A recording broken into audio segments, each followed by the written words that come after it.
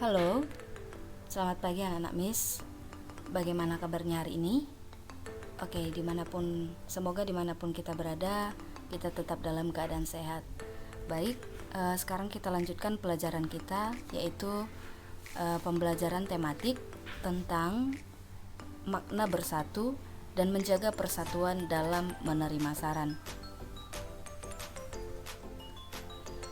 Keberagaman sering kita jumpai dalam kehidupan sehari-hari. Keberagaman itu bisa terlihat dari ciri fisik, warna kulit, sifat, kemampuan, dan kegemaran ataupun kesukaan. Nah, kita harus mensyukuri dan menghargai keberagaman. Dengan begitu, kita sudah menjaga persatuan. Nah, bersatu artinya bekerja sama atau rukun dan saling menghargai dalam keberagaman agar tidak terpecah belah. Nah, boleh kita perhatikan contoh yang di bawah. Ada kelompok siswa yang sedang berdiskusi bersama, dan ada juga 2 orang siswa yang sedang berbagi makanan dengan temannya. Jadi ini juga merupakan contoh yang dapat kita lakukan untuk menjaga persatuan, nah agar tidak terpecah belah. Nah, ada beberapa contoh hidup rukun dan tidak rukun. Nah, baik di rumah maupun di sekolah, kita harus dapat hidup rukun. Misalkan kalau di sekolah tidak bertengkar dengan teman, atau kita boleh bermain bersama, atau berangkat ke sekolah bersama-sama, tidak mengejek teman. Nah, itu adalah salah satu beberapa contoh yang bisa kita lakukan agar tetap hidup rukun.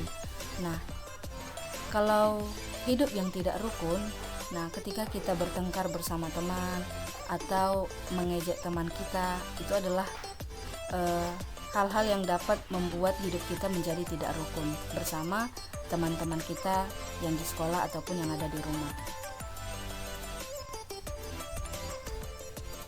Nah, di sekolah ataupun di rumah kita sering berdiskusi, baik bersama teman-teman atau antara siswa dan guru, atau antara orang tua dan anak-anaknya. Nah, ada beberapa hal yang dapat kita lakukan dalam memberi saran supaya saran kita bisa diterima orang lain. Nah, contohnya yang pertama, memberikan saran dengan suara yang lembut dan tidak marah. Nah, jadi dalam memberi saran tidak harus dengan suara yang kuat ataupun dengan marah-marah. Jadi bisa kita gunakan dengan suara yang lembut agar lawan bicara kita dapat menerimanya dengan baik. Yang kedua, tidak membuat orang tersinggung atau sakit hati. Nah, ini juga perlu kita perhatikan. Kita harus baik dalam memberikan saran dan tidak menyinggung perasaan teman yang kita beri saran. Yang ketiga, menyampaikan saran dengan jelas dengan bahasa yang santun. Nah, bahasa yang santun juga perlu dalam menyampaikan saran. Kita sampaikan dengan bahasa yang baik. Nah, yang keempat, tetap tenang dalam berkomunikasi. Jadi kita harus menyampaikannya dengan lembut, tidak membuat orang tersinggung, menyampaikan saran dengan jelas atau dengan bahasa yang santun, dan tetap tenang dalam berkomunikasi. Nah, ini bisa kita lakukan baik di rumah maupun di sekolah. Nah, ada juga hal yang dapat kita lakukan dalam menerima saran. Nah, tadi dalam memberi saran ada yang perlu kita perhatikan. Nah, dengan menerima saran juga ada hal-hal yang perlu kita perhatikan. Yang pertama, mendengarkan saran atau pendapat teman kita. Nah, ini sama dengan artinya menghargai pendapat teman kita. Jadi bukan merasa hanya pendapat kita yang benar, tapi juga kita harus dapat menghargai pendapat teman kita. Yang kedua, tidak memotong pembicaraan saat menyampaikan saran. Nah, jadi kita harus mendengarkan baik-baik, tidak memotong saat teman kita memberikan saran kepada kita. Yang ketiga, menghargai pendapat teman kita, hampir sama dengan yang nomor 1 tadi. Yang keempat, bila ide-idenya tidak sependapat, janganlah menyangka bahwa jawaban itu salah. Nah, jadi bukan berarti ketika kita berbeda pendapat, kita merasa pendapat kita lah yang benar, bukan.